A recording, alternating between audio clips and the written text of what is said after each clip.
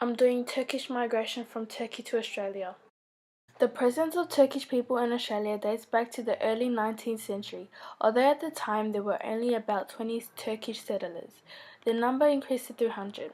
The number declined during the First World War when Australia and Turkey fought on opposite sides. When World War I broke out, Turks in Australia were put in jail as enemy aliens. The 1920 Enemy Aliens Act banned more Turks from entering Australia for 5 years, and Asiatic Turks were continued to be banned from entry to Australia under the White Australian policy. After the World War II, Turkish immigration to Australia did not increase dramatically, and by 1966 there were still less than 1,000 Turkey-born people in Victoria. Declining immigration from Europe promoted the Australian government to consider accepting Turkish immigrants. It took 7 years from 1960 to 1967 for the Turkish and Australian government to sign an agreement that led to the first assisted migration of people from Turkey to live and work in Australia. The Turkey-born community in Victoria increased from 970 in 1966 to 5,383 in 1971. Many Turkish immigrants were met with hostility in Australia as the first post-war immigrants who were non-Christian and of non-European descent. Now you're going to hear one of the stories from one of the Turkish immigrants. İsmim Behai Bilal.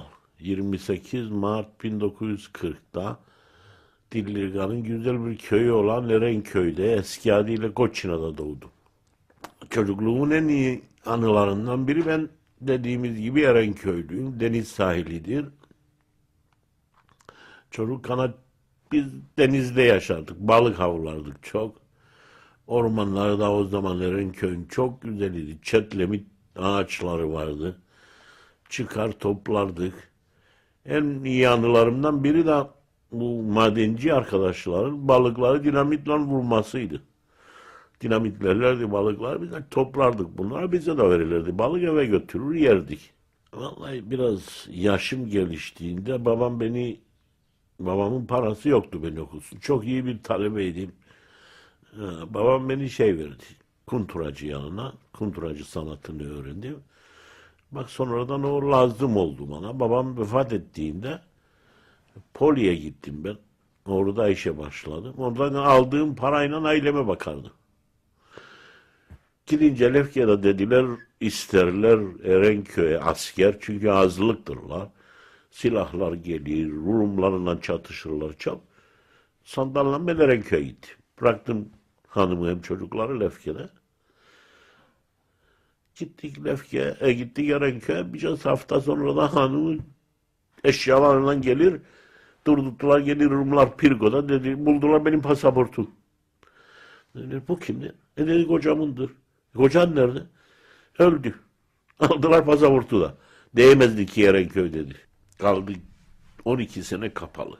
Gördüm genççikleri mesela bunlar gibi olur. 13-14 yaşında ver eline silahı. Ne okuma, ne eğitim, ne bir şey. Doğru da mücahitliğe. Benim çocuklar da böyle olacaktı kalsaydım orada.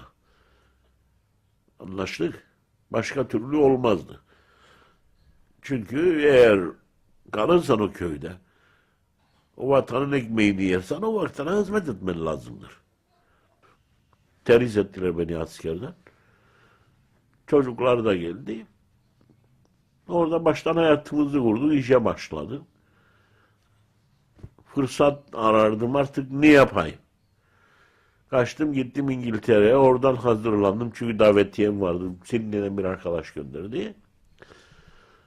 Döndüm geri Kıbrıs'a, geldim Avustralya'ya 70'te. 71'de çocuklar getirdim. The reasons why some of the Turkish immigrants migrated to Australia was because of war, farming, and construction. Some of the Australian policies that affected the process was because of the White Australian policy, and that meant there were no coloured people allowed. The things that the Turks experienced during their arrival and settling in their new home country is that it was a different lifestyle and they had to learn how to speak English, different climate change, and there was no mosque for them to pray.